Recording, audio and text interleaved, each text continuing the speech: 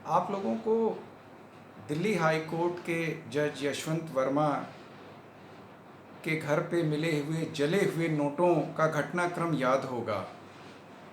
दरअसल Delhi high court के एक जज हैं, अभी तो हैं, चूँकि अभी उनके खिलाफ महाभियोग नहीं लगाया गया है, पद से नहीं हटाया गया है।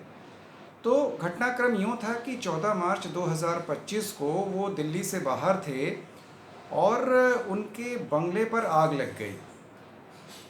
स्टाफ ने फायर ब्रिगेड को फ़ोन किया, फायर ब्रिगेड कर्मी और पुलिसकर्मी वहाँ पर पहुँचे और आग बुझी।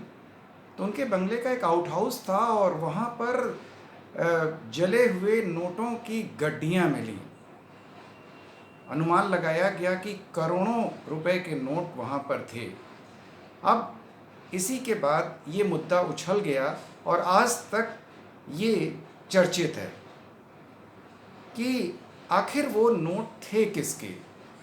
हालांकि सुप्रीम कोर्ट ने स्वतः संज्ञान लेते हुए उस समय के तत्कालीन जो चीफ जस्टिस ऑफ इंडिया थे संजीव खन्ना, उनके नेतृत्व में 3 सदस्यीय एक समिति बनी और उन्होंने कुछ हद तक यशवंत वर्मा जी को, जो दिल्ली हाई कोर्ट के उस समय जज थे, उनको दोषी ठहराया और ये कहा कि अगर सरकार चाहे तो उनके खिलाफ महाभियोग प्रस्ताव ला सकती है। मीडिया में चर्चा का विषय बन गया था। न्यायपालिका की पारदर्शिता पर प्रश्न उठ रहे थे और न्यायपालिका भी चाहती थी कि जल्द से जल्द इस मुद्दे का निपटारा किया जा सके। तमाम राजनीतिक दल इसके फेवर में थे कि जस्टिस यशवंत वर्मा के खिलाफ संसद में महाभियोग प्रस्ताव लाया जाए। 200 से अधिक सांसद इसके लिए लगातार प्रयास कर रहे थे। अब इसके लिए मानसून सत्र जब आया तो उसकी प्रक्रिया तेज हो गई।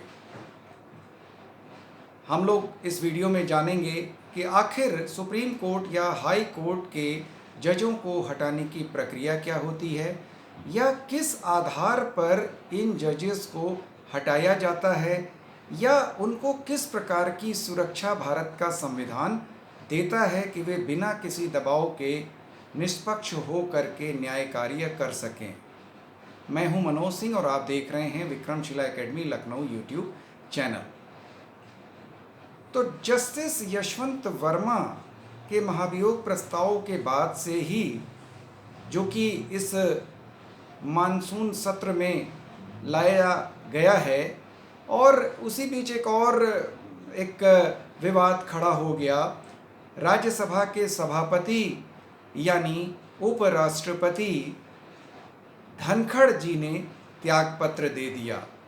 हालांकि उन्होंने स्वास्थ्य हवाला देते हुए ये त्यागपत्र दिया है, जिसका उन्हें अधिकार भी है, लेकिन ये यशवंत वर्मा वाला मामला और उलझ गया।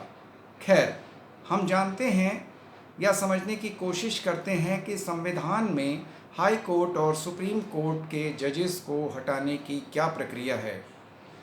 संविधान में सुप्रीम कोर्ट के जजेस को हटाने के लिए आर्टिकल 124 सेक्शन 4 तथा हाई कोर्ट के लिए आर्टिकल 217 और 218 की व्यवस्था है और न्यायाधीश जांच अधिनियम 1968 के तहत न्यायाधीशों के खिलाफ जांच की जा सकती है 2 आधार पर। कदाचार यानी जो जजेस के लिए जो आचार संहिता है, कदाचार में कहीं वो रिश्वत तो नहीं लेते हैं या अपने जज की जो कर्तव्य हैं उसका पालन में कोई गलत कार्य तो नहीं करते हैं। इसके अलावा जो दूसरा है वो अक्षमता है, शारीरिक या मानसिक अक्षमता। यानी 2 आधारों पर सुप्रीम कोर्ट और हाई कोर्ट के जजों के खिलाफ प्रस्ताव लाया जा सकता है, जिसको कई बार इम्पीचमेंट प्रोसेस भी या महाभियोग भी कहते हैं। तो ये 2 आधार हैं, कदाचार और अक्षमता। अब ये प्रस्ताव कैसे आते हैं, कौन लाता है, किस सदन में पहले लाए जा सकते हैं, तो ये जो सुप्रीम कोर्ट और हाई कोर्ट के जजों को हटाने का जो प्रस्ताव है वो पहले किसी भी सदन में लाया जा सकता है, लोकसभा में भी लाया जा सकता है और राज्यसभा में भी लाया जा सकता है।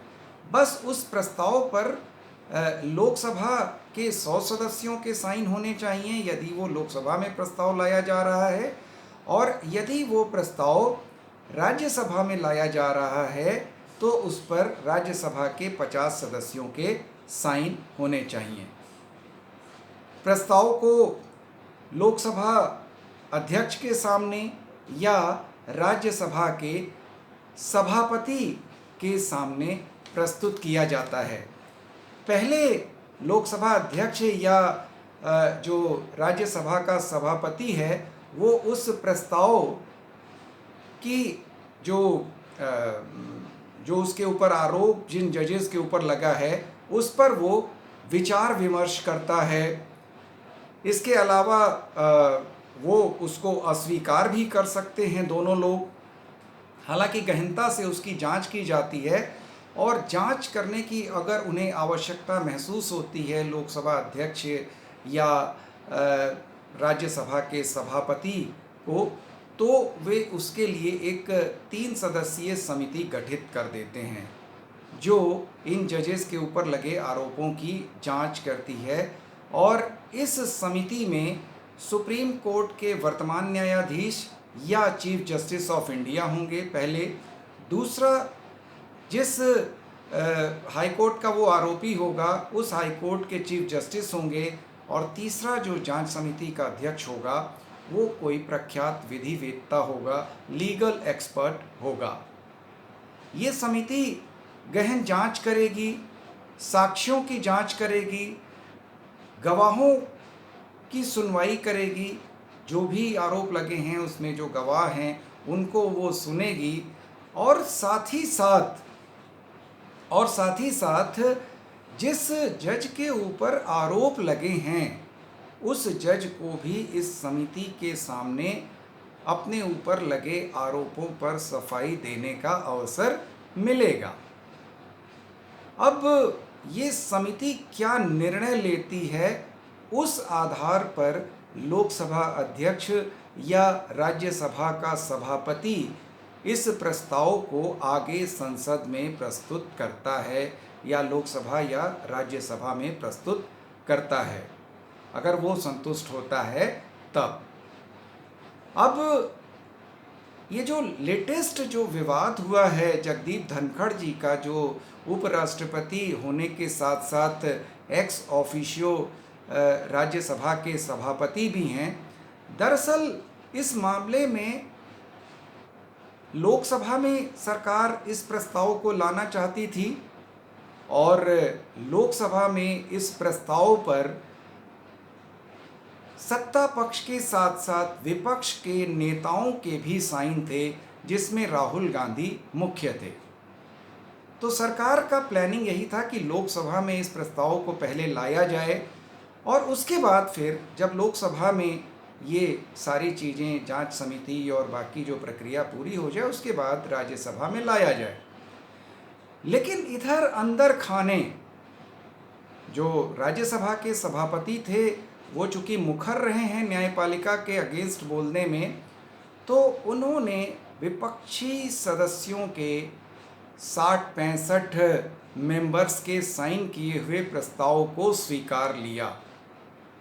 यानी अब एक मुश्किल खड़ी हो गई कि अब लोकसभा और राज्यसभा दोनों को आरोपी जज यशवंत वर्मा के आरोपों की जांच के लिए समिति गठित करनी पड़ेगी, जो सरकार की इच्छा के विपरीत ही अंदर खाने जो भी कुछ हुआ हो, जगदीप धनखड़ जी का इस्तीफा तो हो ही गया। तो जब समिति अपनी रिपोर्ट देगी लोकसभा अध्यक्ष को या राज्यसभा के सभापति को, उसके बाद उस प्रस्ताव को दोनों में से किसी भी एक सदन में लाया जाएगा जिस सदन में वो प्रस्ताव दिया गया था।